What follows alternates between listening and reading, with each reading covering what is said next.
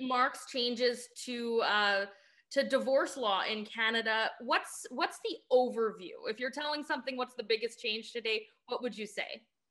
I think the biggest change today is a huge change in language. We're moving from the old titles of custody and access, as set out in the previous Divorce Act, to talking about parenting and contact time with children. So there's lots of changes as it relates to parents with children.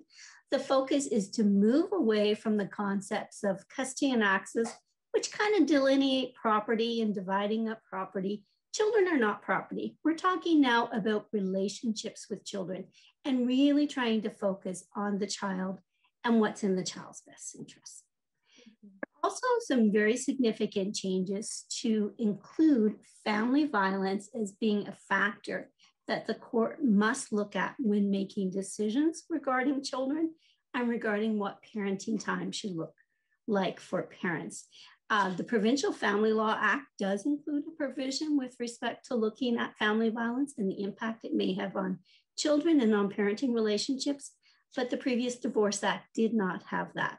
So the change now is when courts are making decisions on what is in a child's best interest for parenting and for contact with, be it another parent or be it with a grandparent, they're to look at whether or not there is family violence, whether or not there's an emergency protection order or any other criminal or other orders that may impact the situation that need to be taken into consideration. Mm-hmm.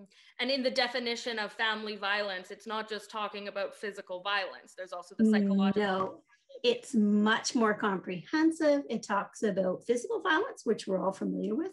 It talks about psychological violence, includes stalking, sexual abuse, lots of different things, and looks at what is the impact on children. So it's not just children being physically harmed, it's the impact of being exposed, whether directly or indirectly, to that family violence. Mm-hmm. And lots of the language is about putting the child first. Can you elaborate a bit more on that? Yes, the court is now made much more expansive best interest tests, which is always what determines what is important for making decisions regarding children, but the children are at the center of it. The court is to take into consideration only the child's best interest, including their physical, their emotional, and their psychological safety, and ensuring that all decisions are not what works for mom, not what works for dad, but what is in the child's best interest. Certainly, a court will take into consideration the willingness of each of the parents to cooperate with each other and to ensure that the other parent spends time with the child and their willingness and cooperativeness with respect to that. As well, another change in the Divorce Act is the court must take into consideration in divorce proceedings the views and preferences of the child if they can be reasonably ascertained. Sometimes that's done through the appointment of a counsel for the child if it's a high conflict matter. Sometimes that's working with a psychologist. There's various ways of getting the child's views and preferences before the court.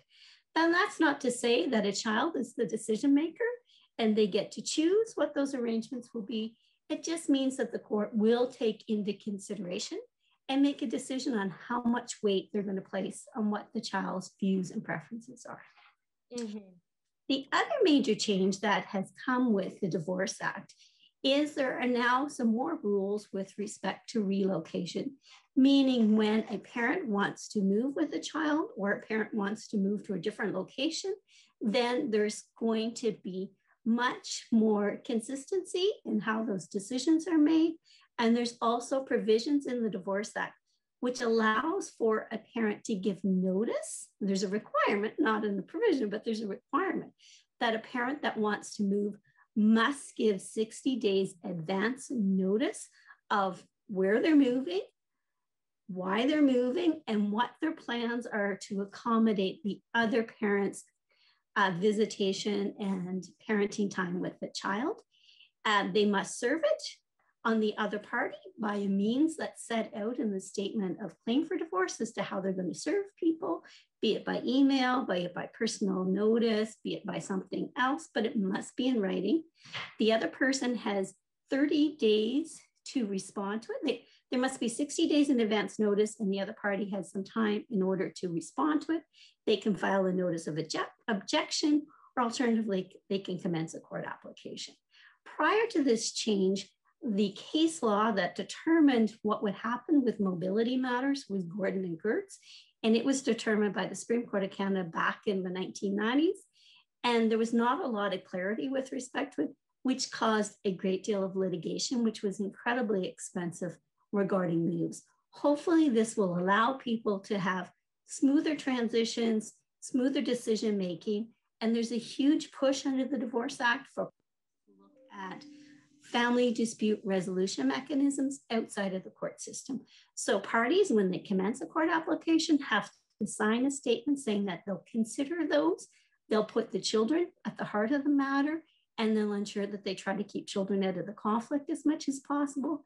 And lawyers, when they're signing documents and commencing applications with their clients, must also take those steps to talk to clients about other means of resolving matters of family dispute resolution, and as well as complying with court orders and making sure that they try to keep the kids out of the conflict as much as possible.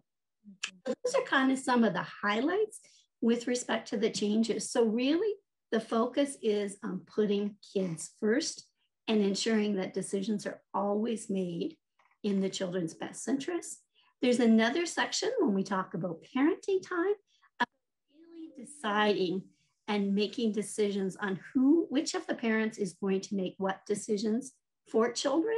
In the Family Law Act, which is the provincial legislation, it clearly defines who's going to make what decisions. The Divorce Act is very much following in line with that. So it will decide which parent will be making the decisions with respect to health and education and extracurricular activities and medical decisions and a number of other things. So hopefully the more clarity people put in and make those decisions up front will allow for less litigation down the road, always with a focus of the child first, the child's interest first. What is in the best interest of the child? Mm-hmm. Now, for someone who's already going through a divorce, will this impact their proceedings? Who's being impacted? Is it new divorces starting today, or anyone that's going through court starting today? Everyone from here forward, sort of thing. So as of today, all of your court orders are going to change. You're going to have to indicate whether or not it's under the Divorce Act in the province of Alberta, or whether or not it's under the Family Law Act, because certain things will be triggered, such as I discussed with respect to parenting. So orders made from today on under the Divorce Act should never talk about custody or access anymore. The language is parenting time and contact. And also, as I said, court orders have to change, and people have to, there's no time frame in which you can have a little bit of leeway to continue under your previous proceeding. Your proceedings will continue, but your court orders have to change, and there's no lead time with respect to it. So there's been the Department of Justice has done a great deal of public education with respect to it. And there's been, for lawyers, a ton of training sessions done in the last few months coming up. It's not like these are new amendments. We've all known that they're coming down the pipe for a period of time. There's been almost a year and a half leeway time to get ready for it, but there needed to be changes to statutes, there needed to be changes to rules and to regulations. So today is the day that it's in force and effect. Yeah.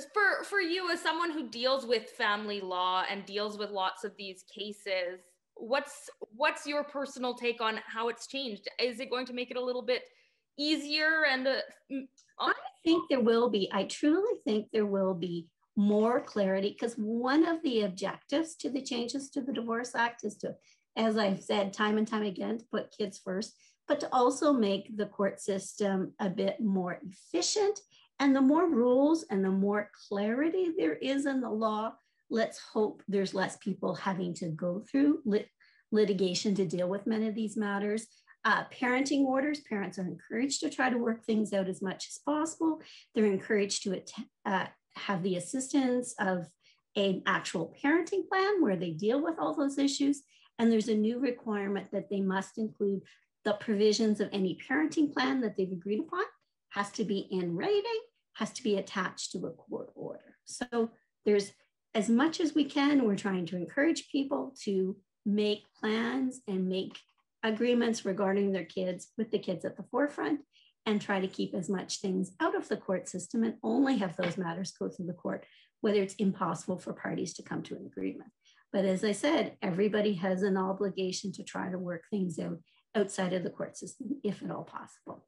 Parents are much more likely to abide by terms that they've come up with and they've agreed upon, because they know their kids, they know what works for their kids, they know their kids' schedules. They're much more likely to follow that arrangement if it's something they've put in place, as opposed to something that's ordered by a third party such as a judge.